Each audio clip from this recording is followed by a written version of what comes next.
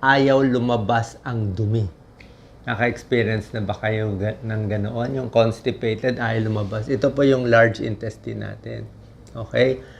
Dito, yung dumi, di ba? Kumain tayo, punta muna sa stomach, small intestine, tapos dito nag-iipon ng dumi.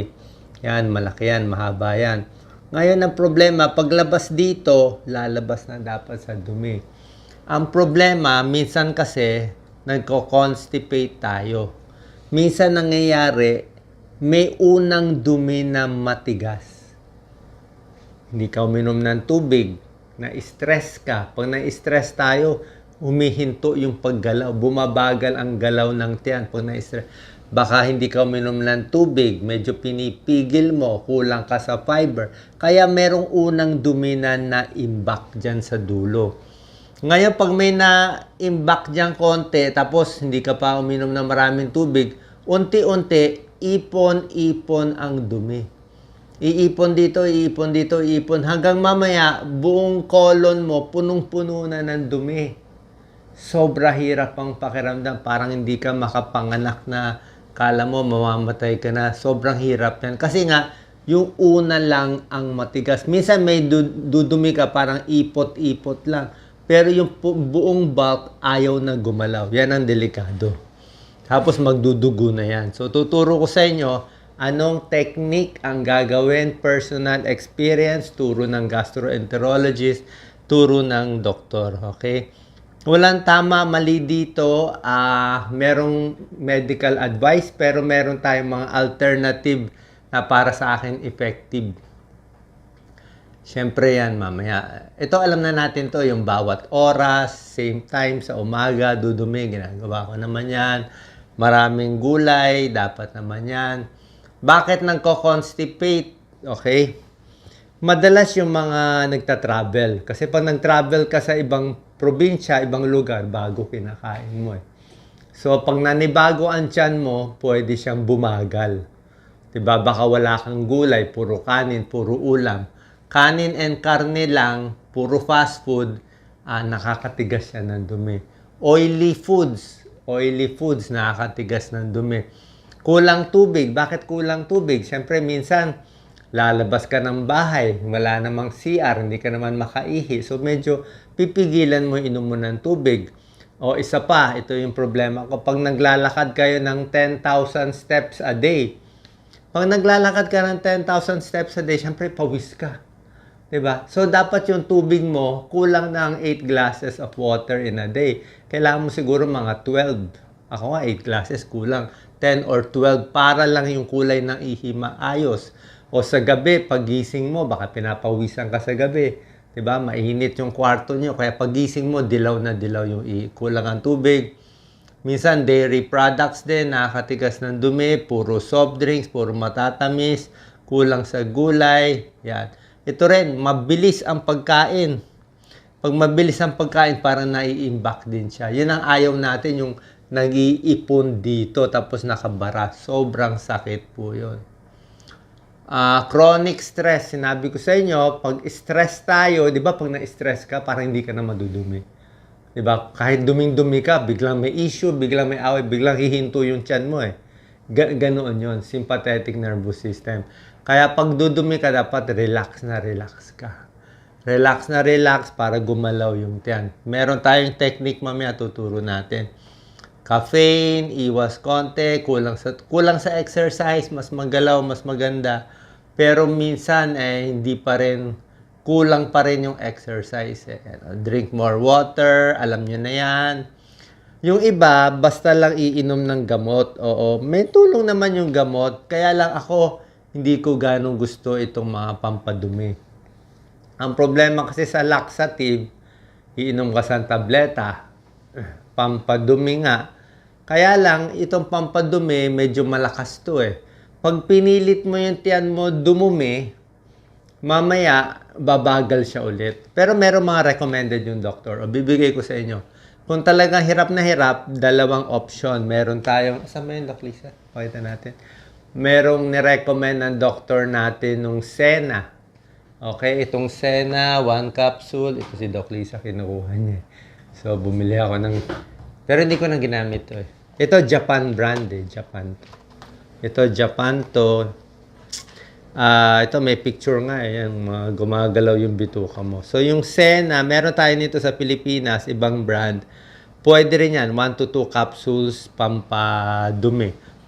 Pero kung ako kasi itong natural technique ginagawa ko rin. Meron din tinatawag na lactulose. Lactulose, ito binibigay sa hospital sa mga elderly. Lactulose, ano siya, syrup siya, mga 2 kutsara, 30 ml. 2 kutsara bawat gabi for 3 nights. Pero ang pagdumi mo on the 3rd day pa, mabagal siya, bulk forming. Pwede yan. Ay, ito yung mga easy technique mo na yan. Yung mga nagla-laxative kasi yung inom na laxative, pag inom mo, mamaya constipated ka na naman. Tapos habang buhay na lang, dependent ka sa laxative. Pangit yun. Magiging laxative abuse yun.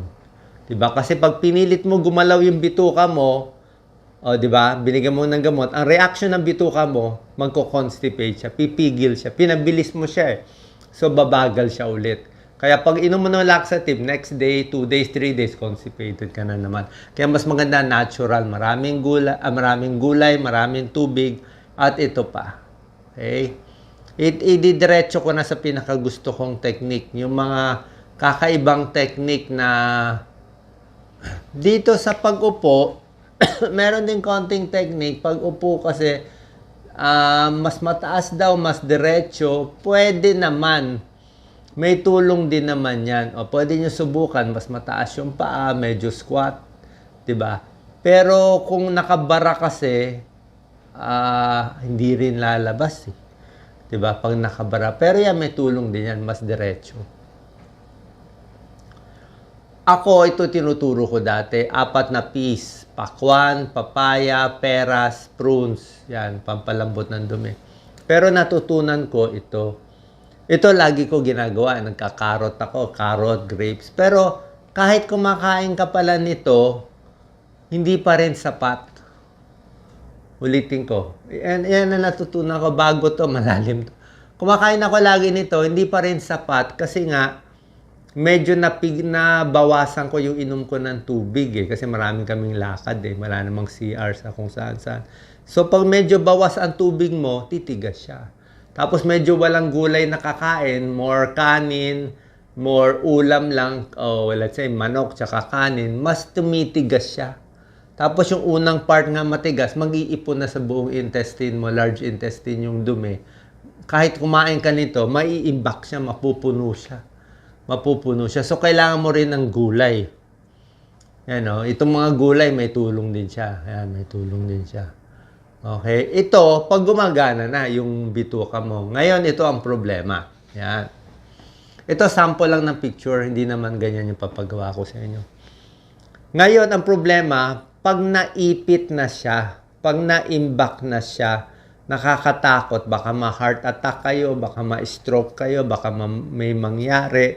Delikado po. Kasi yung pag-ire, prone, habang umiiri ka, sumisikip yung artery mo sa puso. Pwedeng sumakit ang dibdib. Kaya yung mga may barado sa puso, hindi pwede umiri. Kaya lang wala kang choice eh. Paano hindi ka iri? Ang tigas-tigas. Minsan iniiri mo, ayaw pa rin lumabas. Yun na nakakainis. Diba? Nakabara talaga yung dumi. Parang may bato na nakabara. So ganito gagawin. Ang ginawa kong technique, di ba? Ang isang technique, lakad-lakad, galaw-galaw, di ba? Pwede yan. Galaw-galaw. Dati ginagawa ko talon-talon. Yung talon-talon, di ba? Minsan uupo sa bowl, tapos parang lalabas. Ay, pasensya na kung makain kayo pero ito technique kasi talaga. Uupo ka, parang lalabas yung dumi, pero ayaw naman tumuloy. Tapos tatayo ka. Pag tumayo ka, nagbabago yung position eh. So, yung dumi na matigas, medyo pag tumayo ka, naiiba yung position. So, pag naiiba siya, tapos tinatalon-talon mo, so medyo parang, kumbaga matigas yung dumi, medyo maano siya, mapipress-press siya, magbabago yung forma niya. So, kung nakaganyan siya, ay siya lumabas, baka pag tayo mo, medyo gumanon siya konti, baka mas lumabas siya. Minsan, ganun lang kaya na. So, tatayo-tayo, medyo walk in place, talon-talon, minsan nagwa-wall push up pa ako para makadumi konti. Minsan pwede na yon. Tapos yung unang dumi lang talaga yung matigas, yung una, di ba? Pag yung una lumabas konti na makuha mo yung una, pwede magtuloy-tuloy na. Pero may nangyari sa akin na talagang ayaw. May time, upo, tayo, jogging, ayaw pa rin lumabas. Yun ang nakakatakot. So, another technique na pwede natin gawin ay yung higa. Ito ginagawa ko yan eh. Higa, lalo na kung makabagan yan. Gawin mo, higa ka, iba-ibahin mo position ng katawan mo. Ginawa ko yung ganitong padapa. Actually, wala yung picture padapa na nakaganon. So, nakataas yung puwet mo. Iniba-iba mo lang yung position. Tapos higa, pwede pa side view. Okay? Pwede pa side, pwede pa right. Tapos, pwede alug-alugin mo yung tiyan mo. Kasi, mas inaalog mo yung tiyan mo, parang mas kinikiliti mo yung tiyan mo, mas gagalaw yung bituka. Gagalaw yung large intestine, small intestine, para mag-peristalsis para gumalaw siya. Kasi pag hindi, lalo na sa may edad, so another technique, pwede, wag nyo lang didiinan yung tiyan na baka mabutas, di ba? Pero yung ginaganon-ganon, inaalog-alog, okay lang yon. Sa matanda, sa bata, parang abdominal massage yun, ginaganon-ganon. Dito sa kaliwa. Actually, ang pagbaba ng dumi kasi nandito na sa kaliwa Dito na sa kaliwa. So, pwede mo massage dito, massage dito, massage dito. Alog-alog, kaliwa, kanan, tayo, upo, kaliwa, para hindi ka makapanganak. Tapos mamaya, kakaikot-ikot nyo, makikita nyo, uutot na kayo. Good sign yun. Ibig sabihin, may hangin na dumadaan. Kasi kung talagang barado yan, walang hangin dadaan, hindi ka umuutot, hindi maganda. So, nung inikot-ikot ko, ganyan-ganyan, siguro naggalaw siya, umikot siya, so may hangin na lalabas. Diba? Tapos another technique, ito ibang technique pa. Bukod sa sariling, ko lang to style. Tanong kayo sa gastroenterologist, hindi ko naman sinabi na perfect ako. Pero ang point ko, itong mga alternative, minsan effective siya. Hindi naman siya talagang alternative Talagang naghahanap ka lang ng paraan paano maginhawahan. Common sense din naman kasi nga matigas siya na ipit dito na puno yan. So, galaw-galaw ng tiyan, ikot-ikot. Tapos may isang technique pa, pwede mo i-press yung tumbong mo. Tumbong. Paano ba? Ano ba ang tumbong? So, between yung organ ng lalaki, babae at nung puwet. Minsan doon nakabukol Mapapansin mo doon nakabukol. So, pag pinipress-press mo doon, di ba, nandun yung matigas na dumi, pag pinipress-press mo, minsan may hangin na nakaipon doon yun, lalabas yung hangin, uutot ka, o minsan magalagalaw, ma-stimulate mo siya. So, ikot-ikot-ikot. Tapos, nung kakaganyan ko, sinasabayan ko ng carrot shake, sinasabayan ko ng pakwan juice, tsaka ng gulay, tapos maraming tubig, ikot-ikot-ikot, tapos unti-unti hanggang mailabas yung dumi. So nakita niyo yung mga techniques natin. Bukod sa regular gulay, regular maraming tubig, kailangan talagang combination. Kulang rin yung kahit 10,000 steps, ayaw pa rin. Kasi nga tumigas na siya So merong ganyang technique, yung kaliwa, kanan, pwedeng ganyan. Tapos tuloy-tuloy lang, alog ng alog. Siguro almost 2 hours, 3 hours ko ginagawa. Yan, lahat ng technique, iba-ibahin mo. Para yung, imagine nyo lang, yung dumi na nandun, para imbis na naka-stack siya kaysa masugat, medyo pag humiga ka, medyo akyat siya ulit, iikot-ikot siya. So, padurog siya ng padurog, paliit siya ng paliit, hanggang mamaya makalabas na. Pag nakalabas na yung unang matigas na part, siguro mga ganyang kahaba, tuloy-tuloy na yon. Pag tumuloy na yon, okay ka na, buhay na ulit, 'di ba? So nakita nyo, napakahirap nito. Pero syempre sabi ko, magpatingin kayo sa gastroenterologist, walang problema. Ngayon, may other techniques. Itong akin natural mas maganda ganito. Yung other techniques kasi medyo mas aggressive Like kaming mga doktor, kung mayroong matatanda talaga, hindi makadumi, ano tawag nun, Lisa? Rectal kami. Oo. Manual extraction. Oo. Kaming mga doktor gumagawa, nagmamask kami. Siyempre, Nagga-gloves kami, KY jelly, dinudukot namin sa puwet ng pasyente. Dinudukot talaga yung matigas, dinudurog. Tapos, yung una, tapos kami na naghihila. Diba? Kami na naghihila nung dumi doon sa vault. Pag nahila na yung una, bago lalabas. Pero syempre, kung ordinary naman nagtitibi lang, baka masugat. At saka sinong gagawa sa inyo, di ba? Kung makuha naman ng ganitong technique, why not? Tapos, isa pang technique, yung naglalagay ng suppository sa puwet. Pwede rin yun. Kaya lang, syempre, pag nag-suppository ka, parang pinipilit mo, diba? Mas aggressive yun eh. Pwede, pero kung hindi naman kailangan, kung makukuha nitong galaw-galaw, pwede rin. Isa pa, very important. Nakita niya, personal experience. Tubig talaga. Minom muna ako ng tubig bago ako ng video eh. Itong mga technique na to, mga gulay, probiotic, okay yan lahat kung hindi pa barado. Pero pag nakabara na siya dito, naka-imbak na dito, matatakot ka na talaga. Tapos yung sa pag-ire, di ba? Okay, lumalabas, di ba?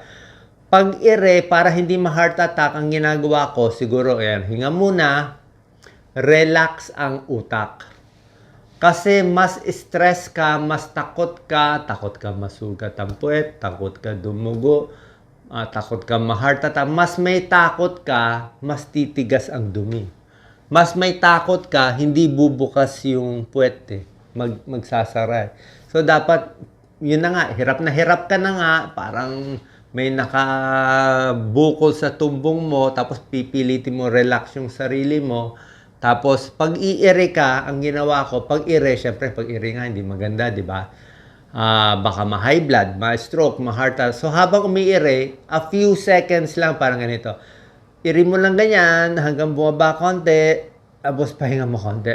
Hinga ka muna, relax. Kalma, di ba? Kalma muna. Tapos, pag nakalma mo, i-ano mo ulit another one. Okay? Huwag yung tuloy-tuloy na ire. Kasi, ano rin pag sumobra, mamaya may mangyari, lalo na kung may edad. Yung almoranas ang problema, pero wala na tayong choice nag-impaction na siya nandun na siya. So, pag ire mo rin matagal, bukod sa masakit, luslus, almoranas, lahat pa yan. Tsaka pag binigla mo din, baka masugat. So, isa pa pala technique, very important. Ito, natutunan ko to. Pag yung kain mo normal, kumakain ka ng normal, tapos napapansin mo, let's say, dumudumi ka everyday. Napapansin mo, bakit ang dumi ko ngayon? Parang ano lang, siguro parang 2 hotdog lang, ganun lang karami. Sensya na, natin konti lang, ganun lang. Pero dumudumi ka everyday.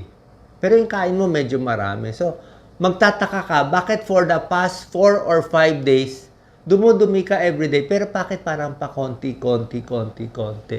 Ibig sabihin nun, warning sign na pala yun na lumalabas nga pang konti, pero nag-iipon na dito, nagta-traffic na pala. So, pag nakita mo ilan days ka na parang konti lang lumalabas ang dumi mo at ang dami mo namang kinakain, ibig sabihin, isipin mo, barado na dito. Kasi pag nagbara yan buo sa intestine, kahit anong tulak niya, hindi nalalabas dito, hirap na siya, ang layo na niya. Diba? So, kailangan, umpisa pa lang, nakita mo na, gumawa ka ng technique, magpakwan ka na, mag-juice ka na, diba? Gawin mo na to, damihan mo na gulay mo, para hindi na siya mag-ipon. Kasi napakahirap pag naipit nandun at tumigas doon. Okay? So, sana po nakatulong tong video natin. Ako talaga yung ikot-ikot, galaw-galaw, at dasal din. Dasal, relax. Kasi mas relax, mas gagalaw ang bituka, mas luluwag do sa daanan ng puwet, mas lalabas ng maayos. Good luck po.